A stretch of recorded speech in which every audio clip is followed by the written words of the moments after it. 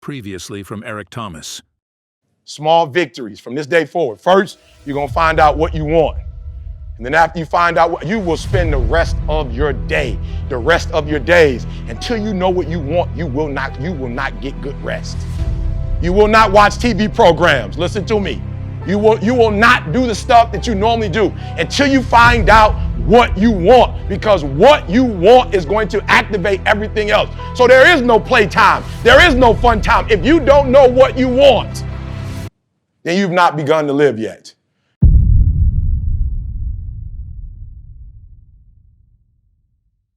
Hey, E.T., I don't know what I'm passionate about. You better find out. So watch what he says. Even some of the most serious goal seekers and goal setters are going after what they think they can get. So I got a 4-year degree. Because my boy, well, I'll be honest with y'all, I saw this guy named Pucky, and Pucky was real smart, and he used these big words, and he always got good grades. So I said, I can't finish college. I can't finish the uni because I'm not him. Then Mason West graduated, and he had like a photographic memory. He could just read something and then get it. I was like, yep, I can't do it. Okay, he couldn't do it. And then my boy Skip graduated.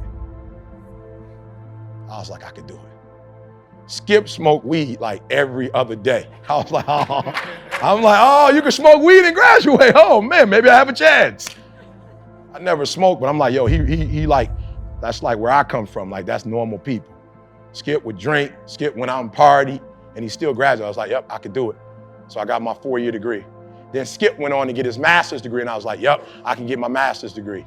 But I never went after my PhD because Skip did it, I thought I could do it.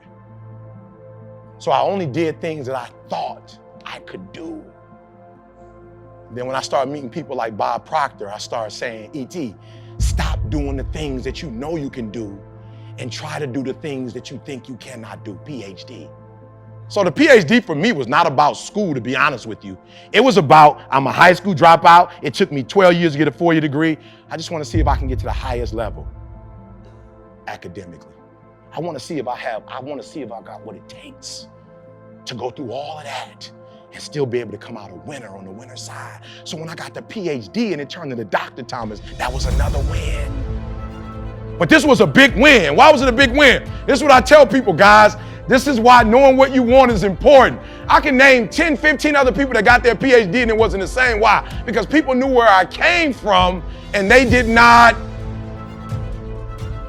No. When I got my PhD versus some other kid getting their PhD, they did not expect for Eric Thomas to do it, and that's why it was big. That's why it was bigger than what it really is, because they didn't expect that somebody like me from my background could do it. So you talking about winning. Not only did I win, but because I blew their expectations, I started charging an extra $20,000, $30,000. I told you, same company, I charged them an extra 20. Like, E, how you charging us 20 extra thousand? The scope of the responsibility hadn't changed. I said, it did. They said, no, it's the same people. You do this every year. Nothing has changed. I said, something has changed. I got a PhD. I got another win. I got another what? Win. Come on, I got another what? Win. And that wasn't just like a regular season win. That's not like a playoff win. That's like the highest level. And because I won again, then we came out with an album a couple months later that hit 14 on the charts. And in New Zealand, it's number 8. That's another win. Come on, that's another win. And if you would just get some baby wins in your life. For real, y'all trying to all blow up. Y'all all trying to get to the top of the top. Stop trying to blow up and get me some baby wins. When I go back home, I just did an international. Somebody gonna have to pay more. Whoever the next gig is, they gonna have to pay more because now I'm about to add to the resume. Bro, I'm not even gonna put all the cities. I'm just gonna put win on the cities. Just win, another win.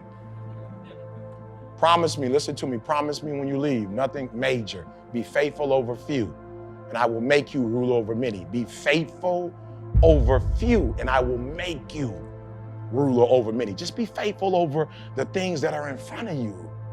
I'm telling you, one day you're going to wake up from a high school dropout. I don't really know what I am. I can't really identify myself.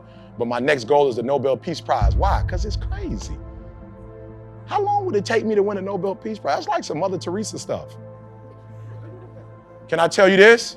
No, this is why I'm telling you to tell me what you want. This is why this is important. I can't win a Nobel Peace Prize and have character flaws. You can't win a Nobel Peace Prize and get caught doing certain things. You can't do it. Like for real, Mother Teresa had a great character. Dr. Martin Luther King had a great character. There's some people that's doing good in the world, but they would never win the Nobel Peace Prize. Why? Because their character. Listen to me. If you're trying to be number one in your company, you can't sleep. If you're trying to be number one, you can't get up after everybody's already up. If you're trying to win a Nobel Peace Prize, that's why you wake up at 3 o'clock in the morning.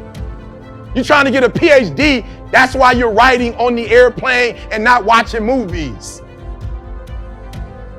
That's why I go to church on a regular basis. That's why my faith is so strong. That's why I have a relationship with God. Why? Because there are certain things that I'm trying to accomplish. I'm not telling other people to do it, but if you're trying to do what I'm trying to do, you might need to do that.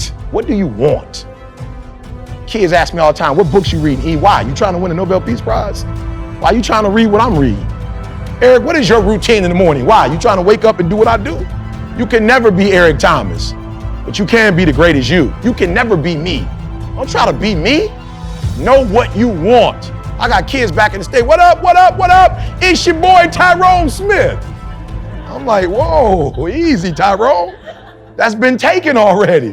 What up, what up, what up? It's your boy Charles Poindexter. And thank somebody it's from Thursday. I'm like, it's not gonna work. So what do you want? Most people are not going after what they want. Most people, and some of the most serious people, some of the most serious goal seekers and goal setters are not going after, or only going after what they think they can get. If that's you, I just want you to raise your hand and I want you to make the commitment that today, come on, say it with me, today. Come on, today. Come on, today is the last day. Come on, today is the last day. Come on, today is the last day. But I will go after what I don't want.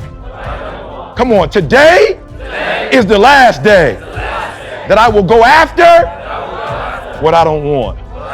Good, listen to me closely. Shh, listen to me.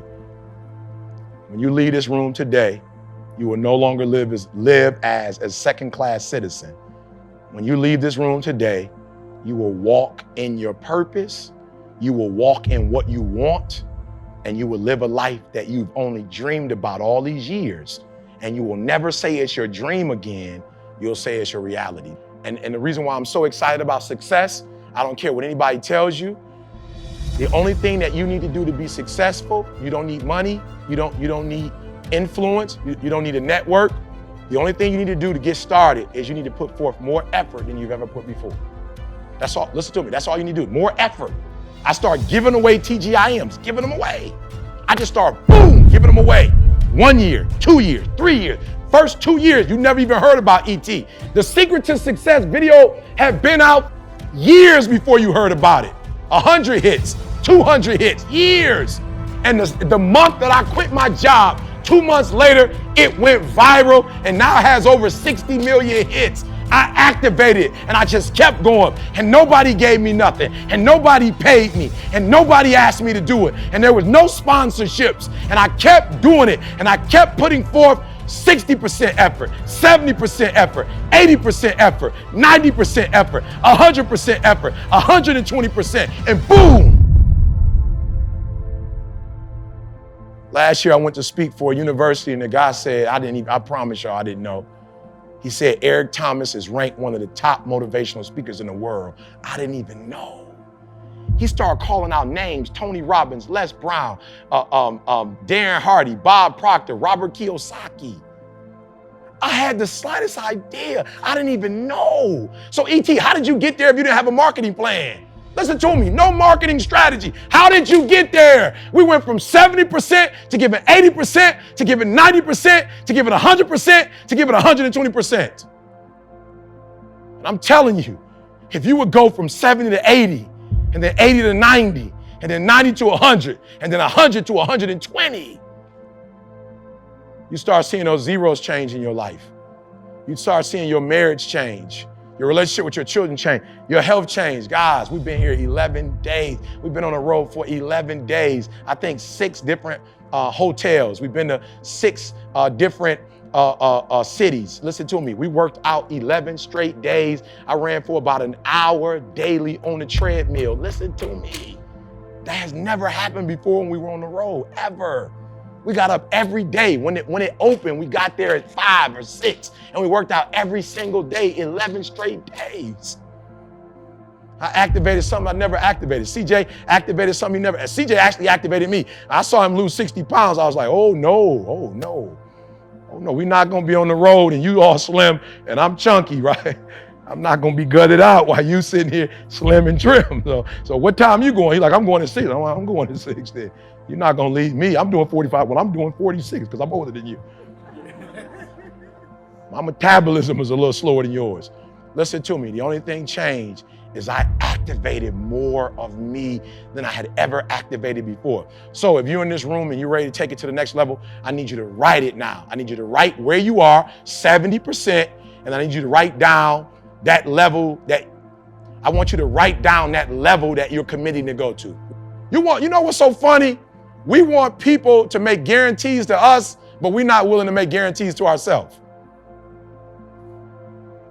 Now, for real, I'm gonna say it again. Like somebody gave you a guarantee, $30, 30-day guarantee. In 30 days, if you don't make what they told you was gonna make, in 30 days, you got an attitude, you want your money back. But you've never demanded your money back from yourself. You've never looked at yourself in the mirror and said, you let you down. Until you get to that point, you let you down.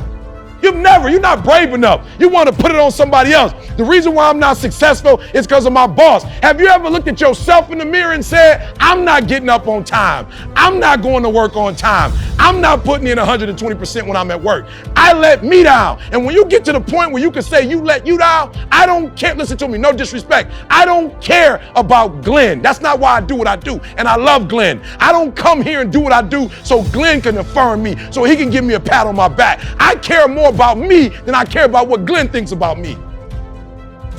I have standards. I have values. I don't care how much you pay me. If I speak at an elementary school for $300, I chose to do that for $300. If I chose to speak at a prison for free, I chose to do that. And I will not go in there giving those prisoners less than what somebody pays me $100,000. Why? Because I value myself enough to give 120% or don't do it. And that's the problem with some of you. You always want to blame other people. You want to hold other people to the fire, but you're not holding yourself to the fire. You just said you're giving 50%. You owe you an explanation. You owe you an explanation. You need to look at yourself in the mirror and say, why are you only giving 50%? What's wrong with you? You need to put yourself on punishment. Put yourself on punishment. You need to tell you no more TV, no more snacks, no more desserts, no, we working out now. No more alcohol, not right now. I can't handle it right now. You need to tell you that you owe you something. Stop going back to, you keep going to the mall with the receipt. This is what y'all said it was. Glenn, you didn't do what you said you was gonna do. Well, you didn't do what you were supposed to do, so how am I gonna do what I'm supposed to do for you? You walk out of this room, you owe yourself. I didn't get here making excuses. So what, my father wasn't in my life? The truth of the matter is, he ain't never come into my life. So what, I'm gonna wait for the rest of my life for my man to come? He ain't coming. I live in America. I'm an African-American male. They don't treat us the same. It's something called racism. I ain't gonna cry about it. It's probably gonna be racism to the day I die, but I'm not gonna cry about it. I'm still gonna be a millionaire. I'm still gonna be one of the top motivational speakers in the world. No, I didn't grow up on that side of the town. No, my mama don't have no network. No, I don't know a whole lot of people. No, I'm not at a country club. No, I don't play golf, and I don't plan on playing no time soon. No, I'm not a part of the country club. Nope, I'm not. I don't hang out with them, but I'm still gonna be successful. I'm still gonna get to where they are. Why? Because I owe it to myself. And can't nobody stop me but me.